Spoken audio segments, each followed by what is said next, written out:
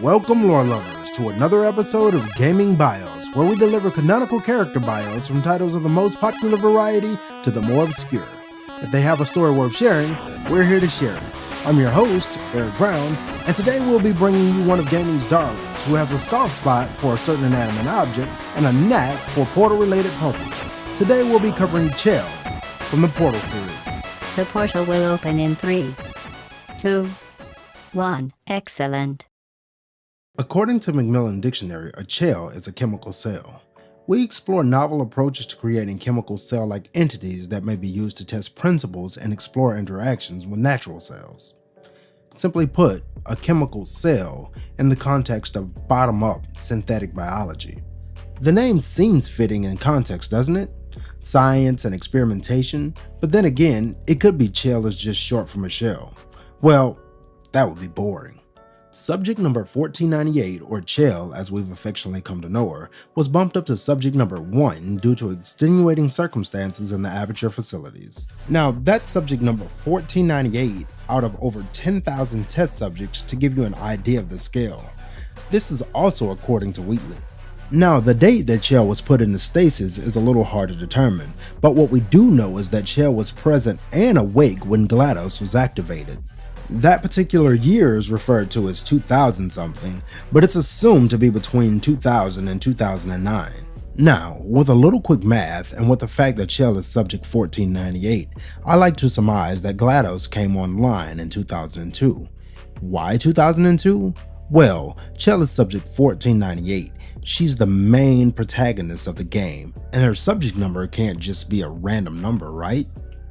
Right. Follow my logic. Chell was an adult and assumed daughter to a scientist of Aperture at the time of GLaDOS' awakening. She was also a volunteer candidate for Aperture Science, but was vehemently rejected due to her stubbornness. It is assumed that because of this, she was put into stasis and given a subject number, that number being 1498. 1 plus 4 plus 9 plus 8 equals 22.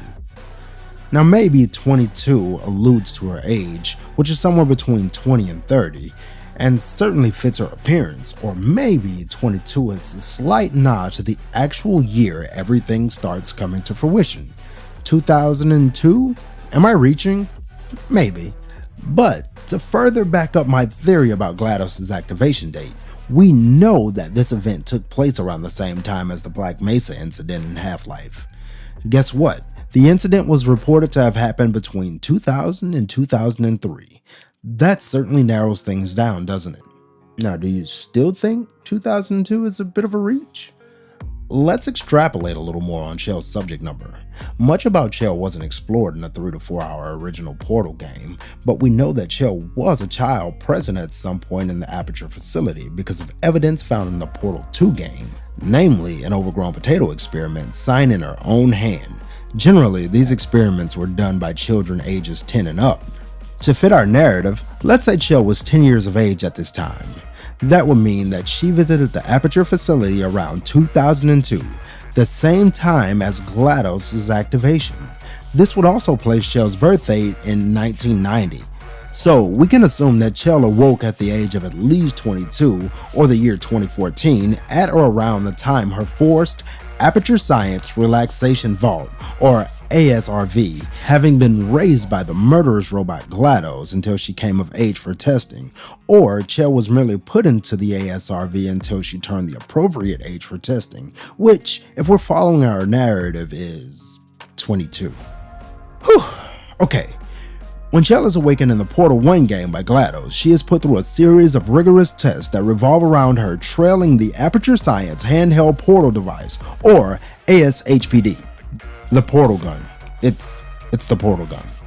After an arduous journey with the aid of a hidden ally's murals and clues left throughout the facility by a schizophrenic scientist who turns out to be Doug Ratman, Chell ends up defeating GLaDOS. On the cusp of victory and freedom for both Chell and Ratman, Chell, while unconscious from destroying GLaDOS, is grabbed by a party escort robot and dragged back into the facility. A small note here. The only reason Chell was ever allowed to awaken is thanks to Doug Ratman, whom we hope to cover in a future episode. He's responsible for placing Chell in stasis, or the Aperture Science Extended Relaxation Center, ASERC, which is a long-term relaxation stasis. It's a 70s looking sealed vault, so to speak, that halts aging and allows the subject to sleep and heal until purposely awakened. It's cryosleep. By the time Chell awakens in Portal 2, she finds herself in a room that has fallen into despair. Now, the amount of time that has passed for Chell is another large debate. Some people say a few years, some say thousands, but my headcanon likes to follow the evidence, which states that when an ASERC is activated, the subject can survive inside until the ASERC's expiration date, that expiration date being 20 years. This is further explored when Chell finds a panel in the back of the room that shows the subject's packing and expiration date, which is exactly 20 years. If this is true, and Chell has spent only 20 years inside, we know that the year Chell wakes up to be around 2034. Thanks to Wheatley, an intelligence dampening spear, or IDS, Chell is awakened and basically brought up to speed on the new world that surrounded her.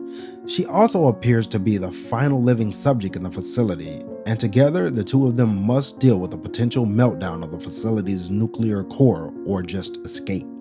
With a little teamwork, mostly Chell work, they thwart GLaDOS' attempts to kill them on the obstacle course and eventually place Wheatley in control of the enrichment center, which immediately overloads him and causes him to go insane with power, thus reversing the roles of GLaDOS and Wheatley.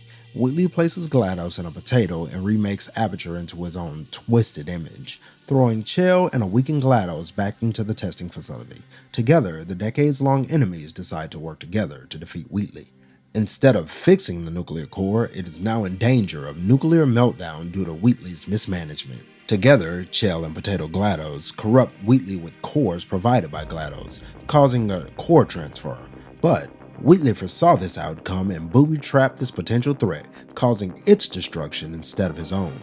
Left with no other option, Chell sees a hole in the ceiling that reveals the night sky. She points her portal gun at the moon and fires. There seems to be no distance limit on the portal gun, opening a portal on the moon, which creates a powerful vacuum that sucks the two of them along with several other personality cores and Chell's portal gun into space. Unbeknownst to Chell, GLaDOS had successfully performed the core transfer and stabilizes the nuclear reactors. She drags Chell back to safety inside of the facility and closes the portal to the moon and space, where Wheatley is left to float forever.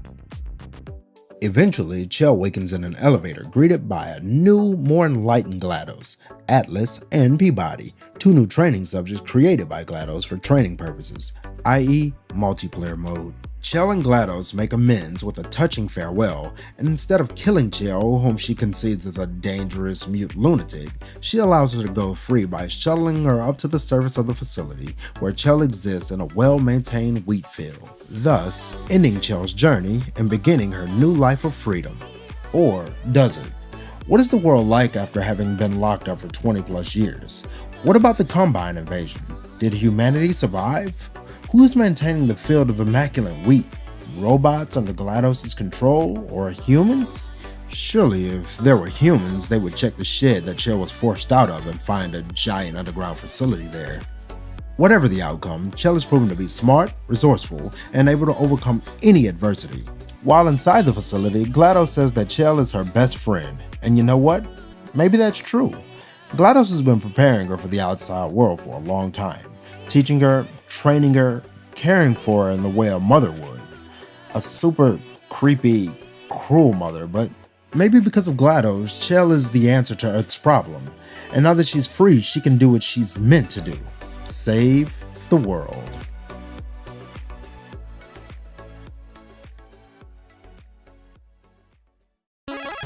This has been another episode of Gaming Bios. If you like what we're doing, please hit that like button. And if you're not already subscribed to the channel, we'd love to have you on board.